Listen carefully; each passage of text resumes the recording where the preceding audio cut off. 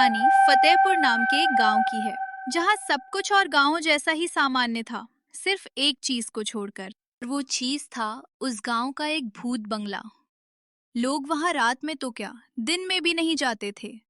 कहते हैं कि उस भूत बंगले में एक औरत की मौत हो गई थी, और उस दिन के बाद से वो औरत वहां भूत बनकर भटकती रहती है।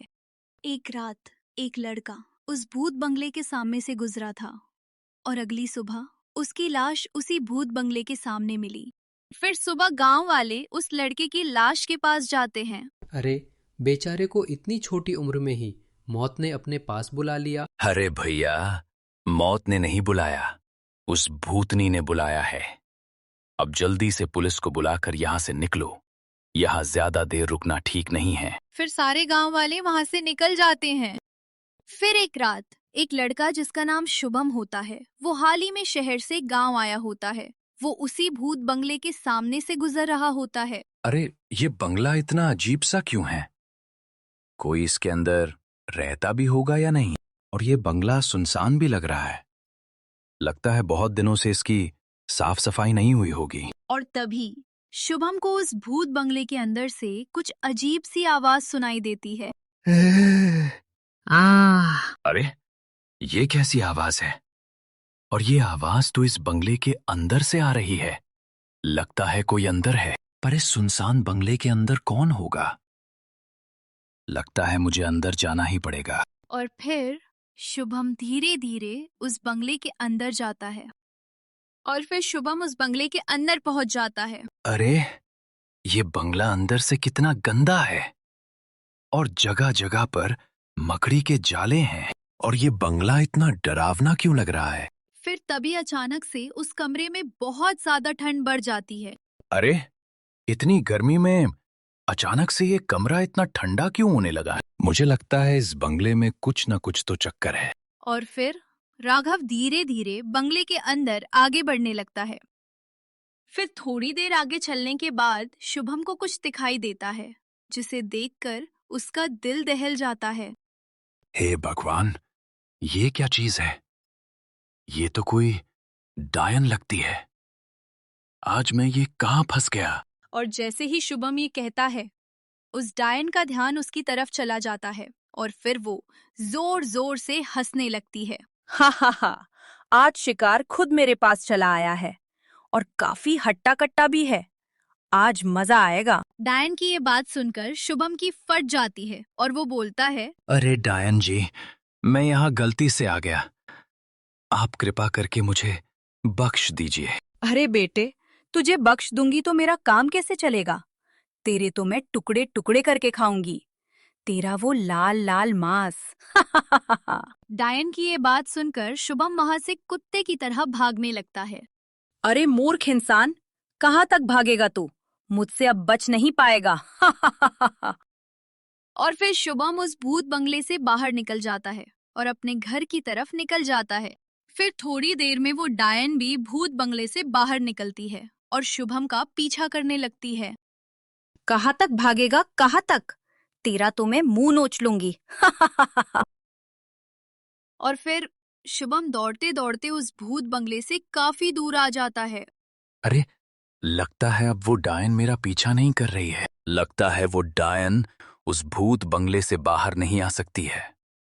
चलो, बढ़िया है, उस बीमारी से मेरा पीछा छूटा। शुभम के ऐसा बोलते ही उसे एक अजीब सी आवाज सुनाई देती है, और तभी वो डायन उड़ती हुई उसके सामने आ जाती है। हा हा हा हा हा, मैंने बोला था ना, कहाँ तक भागेगा? अब बता, कहाँ जाएगा? अब तो तेरे पास कोई रास्ता भी नहीं। फिर शुभम को कुछ समझ में नहीं आ रहा होता है। फिर एकदम से उसके दिमाग में एक आइडिया आता है, और वो डायन को बोलता है, अरे डायन, तेरी तो क्या ही औकात है। बिना शक्तियों के तू एक कमजोर औरत है। अगर तेरी औकात है तो मुझे बिना शक्तियों के पकड़ के दिखा। शुभम की ये बातें सुनकर डायन को बहुत गुस्सा आ जाता है, और वो बोलती है, अरे हरामजादे, मुझे मेरी जिंदगी में आज तक किसी ने ऐसा नहीं बोला। पर चल ठीक है, अब बात मेरी इज्जत पर आ गई है, तो मैं अब तुझे बिना शक्तियों के पकड़ूंगी। और फिर वो डायन बिना शक्तियों के शुभम को पकड़ने के लिए भागती है, और शुभम भी जल्दी से वहां से भागने लगता है। शुभम को भागते हुए रास्ते में एक मंदिर दिखता है और वो बोलता है, अरे मंदिर, वो चुड़ैल इसके अंदर नहीं आ सकती। अब मुझे जल्दी से इस मंदिर के अंदर जाना चाहिए। फिर शुभम जल्दी से उस मंदिर के अंदर चला जाता है। हाँ, अब मैं एकदम सुरक्षित हूं। वो पागल डायन अब मेरा कुछ भी नहीं बिगाड़ सकती। फिर तभी वो डायन भी वहां आ जाती है और बोलती है। अरे वो लड़का कहाँ गया? तभी डायन को एक आवाज आती है। अरे ओ मूर्ख डायन, इधर देख, मुझे ढूंढ रही है। मैं तो मंदिर के अंदर हूं और तेरी मंदिर के अंदर आने की औकात नहीं है। अब तू मेरा कुछ नहीं बिगाड़ सकती। शुभम की ये बातें सुनकर डायन को बहुत गुस्सा आता है और फिर वो बोलती है। अरे तूने मेरे साथ धोखा किया है। तूने मुझे बोला कि मैं तुझे बिना शक्तियों के पकड़ कर दिखाऊं, और मैं बिना शक्तियों के तुझे पकड़ने लगी। तभी तू बच गया, वरना तो मैं तेरा वो हाल करती जो कोई सोच भी नहीं सकता। अरे जा रे जा, तू क्या घंटों की डायन है? तुझसे तो कुछ होने वाला नहीं। जा, अपने उस पुराने और बेकार बंगले में जाकर सो जा, वरना कोई गली का कुत्ता पीछे पड़ गया तो तेरी हालत खराब हो जाएगी। फिर डायन शुभम को गुस्से से घूरने लगती है और फिर बोलती है। बेटे, अभी तो मैं जा रही हूँ, पर जब भी तू मुझे बाहर मिलेगा, मैं तेरा ऐसा गेम बजाऊंगी कि तुझे समझ में भी नहीं आएगा। और फिर वो डायन वहां से चली जाती है और वो रात शुभम मंदिर के अंदर ही गुजारता है। फिर अगले दिन शुभम गांव जाता है और एक गांव वाले से पूछता है। भाई साहब, आप उस भूत बंगले के बारे में जानते हैं? हाँ भाई साहब, मैं उस भूत बंगले के बारे में सब कुछ जानता हूँ। क्यों, आपको उस भूत बंगले के बारे में कोई बात करनी है क्या? फिर शुभम बोलता है हाँ, और फिर शुरू से सब कुछ उस गांव वाले को बता देता है कि कैसे वो उस बंगले में गया और कैसे वो डायन उसके पीछे पड़ गई है।